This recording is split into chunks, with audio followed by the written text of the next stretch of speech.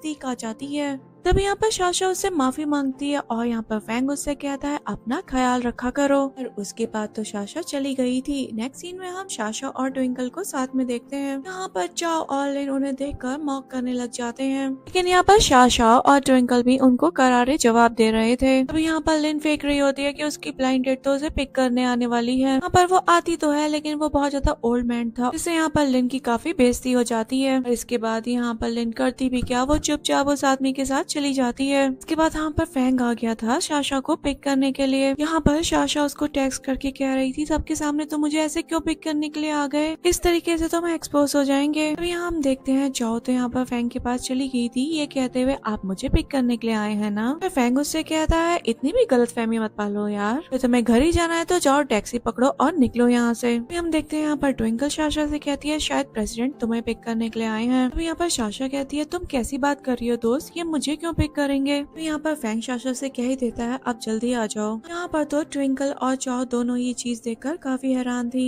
Next scene में हम Sasha को घर में देखते हैं जो यहाँ पर शाल लेकर आई थी, लेकिन उसके पास तो उसके कोई कपड़े ही नहीं थे। पर यहाँ पर वो फैंग की ही शर्ट पहन लेती है। यहाँ पर फैंग जब उसको देखता है तो कहता है तुमने मेरी शर्ट पहन ली। पर शाशा जब कहती है मेरे कपड़े नहीं मिल रहे थे, तब यहाँ पर फैंग उससे कहता है मेरे कपड़े धोना आसान नहीं है, और ये बोलकर उसकी नेक पर किस कर देता है। पर शाशा थोड़ी एम्बेरस हो गई थी, तभी वो कहती है मैं अपने कपड़े ढूंढ लेती हूँ, और ये कहकर वो जाने लगी थी। तभी यहाँ पर फैंग उसको उठाकर अपनी गोद में बिठा लेता है। तभी यहाँ पर वो टॉवल से उसके गीले बालों को पोंछने लगा था, ये कहते हुए इस तरीके से तो तुम्हें ठंड लग जाएगी। नेक्स्ट हम देखते हैं यहाँ पर फैंग और शाशा बात कर ही रहे थे, तभी वहाँ पर फैंग की मॉम आ जाती है। यहाँ पर उनको पता चल गया था शाशा और फैंग मैरिड कपल है। यहाँ पर फैंग की मॉम शाशा को अपने पास बैठा लेती है, उससे कहती है देखो मैं तुम्हारे लिए कितने सारे गिफ्ट्स लेकर आई हूँ। यहाँ पर मेड सारे गिफ्ट्स को लेकर आने लग जाती है, और यहाँ पर फैंग की मॉम शाशा को एक एक गिफ्ट के बारे में सब कुछ बता रही थी। यहाँ पर हम देखते हैं वो शाशा को अपनी खानदानी ब्रेसलेट दे देती है। यहाँ पर शाशा उनको मना कर रही थी, लेकिन यहाँ पर फैंग की मॉम उसे इंसिस्ट करती है। यहाँ पर तो शाशा के दिमाग में चल रहा था जब हमारा डिवोर्स हो जाएगा तो इनको कितना था बुरा लगेगा। यहाँ पर वो फैंग की तरफ देखती है, और यहाँ पर फैंग उससे कह रहा था तुम बस इसे ले लो, तो यहाँ पर शाशा भी उसे ले लेती है। नेक्स्ट सीन में हम येनजेंग को देखते हैं जो यहाँ पर चाओ के घर पर था। यहाँ पर तो चाओ येनचेन से लड़ रही थी, ये कहते हुए तुम शाशा के पास में क्या करने गए थे। यहाँ पर येनचेन उससे कहता है तुम तो चुप ही रहो, और फिर वहाँ से चला जाता है। सीन में हम चाओ को देखते हैं जो यहाँ कंपनी में सबके लिए कॉफी लेकर आई थी, ट्विंकल और शाशा को छोड़कर। तो यहाँ पर लिन और चाओ यहाँ पर शाशा को ये कहते हुए परेशान करने लग जाते हैं तुम्हारा हस्बैंड तो पक्का कोई गरीब ही होगा। नेक्स्ट सीन में हम शाशा को देखते हैं जो फैंग के पास में बैठी हुई थी, और यहाँ पर उसके दिमाग में पता नहीं क्या खिचड़ी पक रही थी। तो यहाँ पर उस को इस तरीके से देखकर फैंग उससे कहता है तुम सोने नहीं वाली हो, तो वो यहाँ पर वो लेट जाती है। सीन में हम देखते हैं कंपनी के सारे लोग ट्रिप पर जा रहे थे, और यहाँ पर शाशा भी इस चीज के लिए काफी एक्साइटेड थी। देखते हैं यहाँ पर ट्विंकल और यहाँ पर शाशा दोनों ही वैन में चढ़ने के लिए होते हैं, लेकिन चाओ यहाँ पर उनको रोक देती है, पर तो उसका रास्ता रोक दिया था। तो हम देखते हैं ये लोग वैन में आकर बैठ गए थे, तभी वहाँ पर फैंग आ जाता है, और यहाँ पर शाशा तो उससे अपना मुंह छिपा रही थी। यहाँ पर फैंग उसके पास ही आता है और अपने पास बैठने के लिए बोल देता है। हम देखते हैं शाशा को रास्ते में नींद आ रही थी, तभी फैंग उसका हेड अपने शोल्डर पर रेस्ट करवा लेता है। नेक्स्ट हम एक पार्टी का सीन देखते हैं। यहाँ पर शाशा एक नॉर्मली सी ड्रेस पहन कर आ गई थी, पर उसे इस तरीके से ट्विंकल जब देखती तो उससे कहती है तुमने नॉर्मली ड्रेस अप कर रखा है। तो यहाँ पर शाशा कहती है इट्स ओके, एक पार्टी तो है बस, इसमें कोई बड़ी बात नहीं है। वहाँ पर लिन और चाओ भी आ जाते हैं, और वो लोग भी शाशा को इसी बात के लिए मॉक करने लग जाते हैं। पर तो शाशा उनसे कह रही थी मैं इस कंपनी में काम करती हूँ, और वो मेरी काबिलियत से लिंक करता है, ना कि मेरे कपड़ों से। वैसे भी मैं तुम्हें बता दूं मैं यहाँ पर कोई फैशन शो करने के लिए नहीं आती हूँ। यहाँ पर लिन तो अपनी ड्रेस के डींगे मांगने से कहाँ रुक रही थी। यहाँ पर शाशा जो कि उसका प्राइस टैग जो उस ड्रेस में लगा था उसको निकाल देती है, और कहती है अब शायद तुम्हें इसकी पेमेंट करनी पड़ेगी। यहाँ पर लिन तो इस बात से बहुत ज्यादा चिढ़ रही थी, और कह रही थी तुम्हें पता है मुझे इस चीज के लिए अपनी 6 महीने की सैलरी लगानी पड़ जाएगी।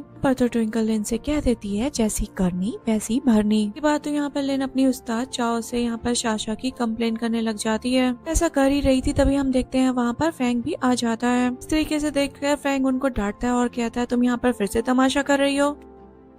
के बाद हम यहाँ पर लिन को देखते हैं जो यहाँ पर शाशा की ड्रेस पर वाइन गिरा देती है। पर शाशा उससे कहती है तुमने क्या किया। यहाँ पर लिन कहती है ये मुझसे गलती से हो गया, जानबूझकर नहीं किया है। तो यहाँ पर शाशा उससे कहती है मैं अच्छी तरीके से जानती हूँ ये सब कुछ तुमने जानबूझकर किया है। पर फैंग असिस्टेंट से कहता है जब इसने गलती की है तो इसको सजा तो मिलनी ही चाहिए। तब यहाँ पर असिस्टेंट लिन से कहता है अब से तुम्हें 6 महीने की सैलरी नहीं मिलेगी। बात पर लिन अपने घुटनों पे आ जाती है और यहाँ पर उनसे भीख मांगते हुए कहती है मेरे साथ ऐसा मत करो। लेकिन यहाँ पर कौन उसकी सुनने होने वाला था। इसके बाद हम देखते हैं असिस्टेंट तो लिन को घसीटता हुआ ले जाता है। इसके बाद यहाँ पर फैंग को एक पर्सन आकर बताता है जो यहाँ पर इंस्ट्रूमेंट को प्ले करने के लिए आ रहे थे वो किसी जाम में फंस गए हैं। तभी यहाँ पर एक वुमेन आकर कहती है इससे तो सब कुछ रीन हो जाएगा। इस पर साशा कहती है वो इस इंस्ट्रूमेंट को प्ले कर सकती है और यहाँ पर चाओ तो उसको अंडर एस्टिमेट कर रही थी। तब यहाँ पर फैंग भी उसको इंस्ट्रूमेंट प्ले करने की परमिशन दे देता है। हम देखते हैं वो जो इंस्ट्रूमेंट को प्ले करती है तो वो बहुत ज्यादा अच्छे से प्ले कर रही थी और सभी लोग उसको इसी बात पर तालियां बजाते हैं। इसके बाद यहाँ पर साशा कहती है कभी किसी बुक को उसके कवर से जज नहीं करना चाहिए। यहाँ पर चाओ तो से अभी भी कह रही थी तुम्हारा जरूर तुक्का लग गया होगा। यहाँ पर साशा उसको टीज करते हुए कहती है जरा अपने मुंह से ये लिपस्टिक साफ करके बात करो। इस पर तो यहाँ पर चाओ की बहुत ज्यादा बेइज्जती हो जाती है। नेक्स्ट सीन में हम साशा को देखते हैं जो एक बालकनी में खड़ी हुई थी। तब यहाँ पर उसके पास फैंग आकर उसे अपना कोट उड़ा देता है। यहाँ पर उसके बाद उसको किस भी कर देता है। हम देखते हैं यहाँ पर ट्विंकल भी आने की कोशिश कर रही थी लेकिन बालकनी को तो बंद कर दिया गया था, तभी इस वजह से वो लोग उसकी नजरों में नहीं आ पाते हैं। उसके बाद हम साशा को देखते हैं जो ट्विंकल के पास में चली जाती है लेकिन यहाँ पर फैंग तो बंद हो गया था बाहर से। उसके बाद हम देखते हैं ट्विंकल और साशा तो एक रूम में आ जाते हैं। अब यहाँ पर साशा नोटिस करती है कि अरे ये क्या, वो तो फैंग का कोट पहन कर आ गई है। अगर ट्विंकल इसके बारे में सवाल करेगी तो वो इसको कैसे एक्सप्लेन करेगी। उसके बाद हम देखते हैं यहाँ पर ट्विंकल से उस कोट के बारे में पूछ ही लेती है। यहाँ पर साशा बहाना बनाते हुए कहती है वो मुझे ऐसे ही मेंस का कोट ट्राई करना था तो मैंने इसको ले लिया। यहाँ पर कोट को ध्यान से देखते हुए ट्विंकल कहती है ये कोट तो कुछ जाना पहचाना सा लग रहा है, अरे ये कोट तो हमारे सीईओ फैंग का है। तो यहाँ पर इस बारे में भी उससे सवाल करने लग जाती है। तो यहाँ पर साशा को भी हार कर ट्विंकल को अपनी मैरिज के बारे में बताना पड़ जाता है।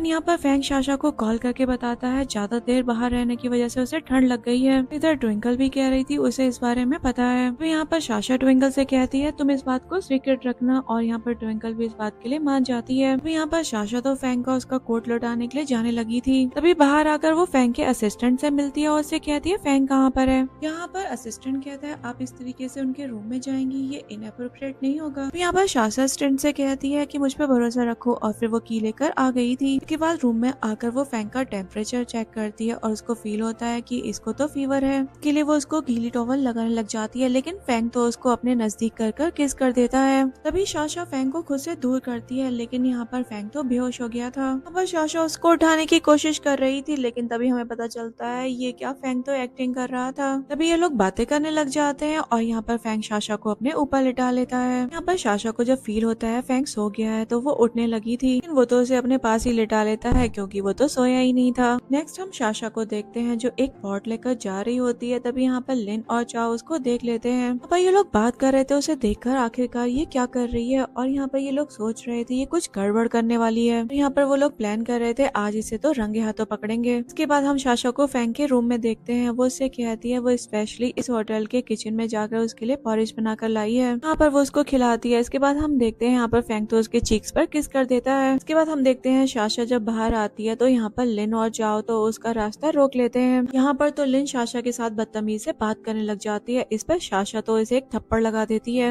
इन लोगों के बीच में तो बहस रुक ही नहीं रही थी। तभी हम देखते हैं वहाँ पर ट्विंकल भी आ जाती है साशा को सपोर्ट करने के लिए। तभी यहाँ पर साशा उन दोनों का अच्छे से मुकाबला करती है और उनको अच्छे से सुनाकर वहाँ से चली जाती है। इसके बाद यहाँ पर ट्विंकल साशा से कहती है तुम्हारी इतनी मदद करी है चलो मुझे ड्रिंक पिलाओ। तभी यहाँ पर साशा भी इस बात के लिए मान जाती है। इसके बाद हम देखते हैं साशा जब ट्विंकल को ड्रिंक कराती है तो वो बहुत ज्यादा ड्रंक हो जाती है और यहाँ पर तो वो कुछ भी अनाप शनाप बोले जा रही थी। यहाँ पर फैंग भी आ जाता है और यहाँ पर ट्विंकल तो साशा का वो सीक्रेट भी बहुत जोर जोर से बोल रही थी। हम साशा को देखते हैं जो ट्विंकल को शांत करवाने की पूरी कोशिश कर रही होती है। इसके बाद फैंग साशा से कहता है चलो अब बस बहुत हो गया, इसकी सेफ्टी की सिक्योरिटी मैं तुम्हें देता हूँ लेकिन तुम यहाँ से मेरे साथ चलो। तो यहाँ पर साशा फैंग के साथ चली जाती है। इसके बाद हम देखते हैं साशा और फैंग जब बाहर आते हैं तो यहाँ पर उनको येन चैंग मिल जाता है। हम देखते हैं येन चैंग तो साशा के साथ में फ्रैंक होने की कोशिश कर रहा था और side by side secretary twinkle को अपने साथ ले जा रहा था। फैंग को देखते हैं जो येन चैंग से जेलस हो रहा था। इसके बाद वो साशा के पास आ जाता है। यहाँ पर फैंग की जेलसी तो साफ नजर आ रही होती है। नेक्स्ट हम देखते हैं कंपनी के सभी लोग वहाँ पर आकर बैठ जाते हैं। यहाँ पर सभी लोग कार्ड्स वाला गेम खेल रहे थे। यहाँ पर ये लोग गेम खेल रहे थे और ये खेलते खेलते बहुत ज्यादा इंटेंस हो जाता है। बस हम देखते हैं ये गेम इस तरीके से चलता रहता है और सबकी बारी आती है। हम देख पाते हैं यहाँ पर तो बहुत ज्यादा खतरनाक सवालों का जवाब देना पड़ रहा था सभी को। हम देखते हैं चाओ तो फैंग से चिपक रही थी। वो उससे कहती है मैं तुम्हें पसंद करती हूँ, क्या तुम मेरी फीलिंग को कंसीडर नहीं कर सकते। पर तो फैंग उसे साफ साफ कह देता है देखो मेरे मन में तुम्हारे लिए ऐसी कोई फीलिंग नहीं है तो इस तरीके से मुझे फोर्स तो बिल्कुल मत करो। यहाँ पर ये कहकर वो उसे छोड़कर चला जाता है और